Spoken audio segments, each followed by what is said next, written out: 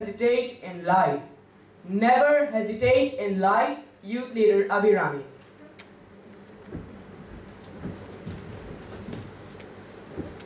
Am I audible? Yes. Fellow youth leaders, how many of you are ready to deliver your table topic speech if I call you now?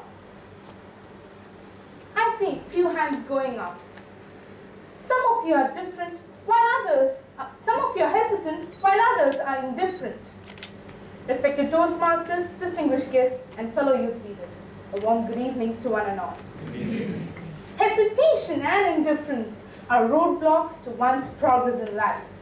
My life began with a big bang as I was the first child born into a joint family of loving parents, uncle, aunt, and wonderful grandparents. I was the center of attraction, an object of adoration.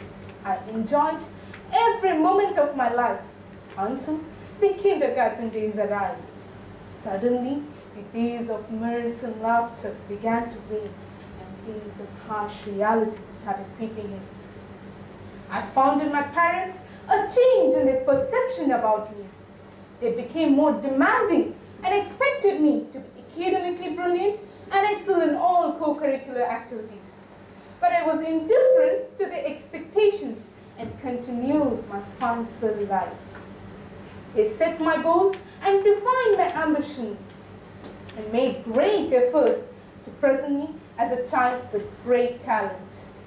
I failed to figure out that there were great opportunities in disguise. I misunderstood them as challenges to my innate laziness and indifference. But I continued to be what I was. I refrained from doing anything that was expected of me. My family members got their first opportunity to showcase my talent when my school announced the annual day celebration. My reaction was as usual. A joint decision was made for my participation in the singing contest, and a mega training session was scheduled for me. First, my dad would immediately swing into action after returning from office. Abhi, have you memorized the song? Come on, go ahead. As I was least interested in the contest, I did not memorize the song. I would say, Dad, I forgot my song. I could have memorized the song in less than 2 hours, but my total lack of interest and initiative prevented me from memorizing the song. My dad would immediately burst out, Gayatri, look at your child. She is never going to sing. I cannot waste my time training her. If you want, do it yourself. My mom would then tie her up, but I won't budge an inch and cause lose-lose situation. Neither persuasion nor force worked. Around the time, my cousin was suffering from a severe ear infection. My uncle and aunt tried their best to administer him with simple medication. He cried in pain but refused to let his parents administer the medicine prescribed by the doctor. Finally, my aunt did the unexpected. She took him away and forcibly gave him the medicine. Within minutes, he became a calm child, smiling as innocent as he always used to be. When I went to bed that day and closed my eyes, I recollected the entire day's event and tried to reason them. I was surprised that my behavior for these days has been similar to that of my cousin's behavior on that day. I realized how foolish I have been. I remembered how my cousin recovered fast when he was forcibly given the medicine. I realized that my parents and relatives were only trying to cure the cold indifference in me with their encouraging words.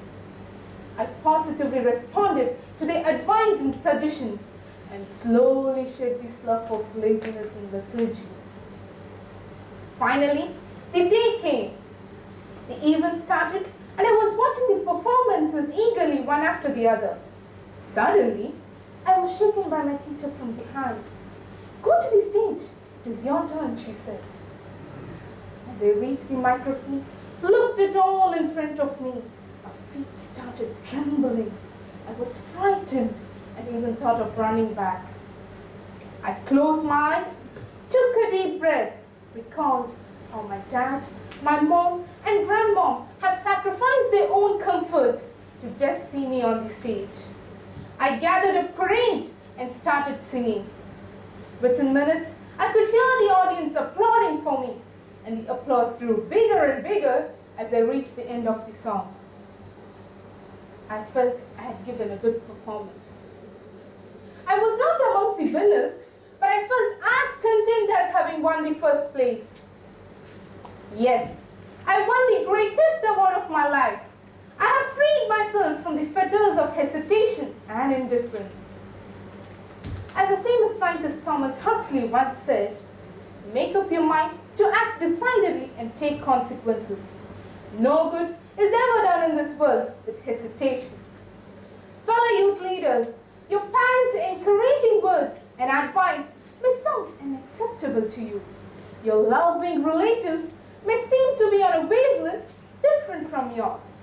But remember, they are blessings in disguise. They are great opportunities and not obstacles. Always wait in your wings. Grab the opportunities coming your way. There is only one cure for the evil of indifference. Listen to your parents, listen to your leaders, and listen to the well-meaning elders. Sooner than later, you'll discover the speaker in you, the leader in you, and the scholar in you. Remember, hesitation and indifference are not for youth leaders like you and me. Therefore, act decisively and act now. Go to the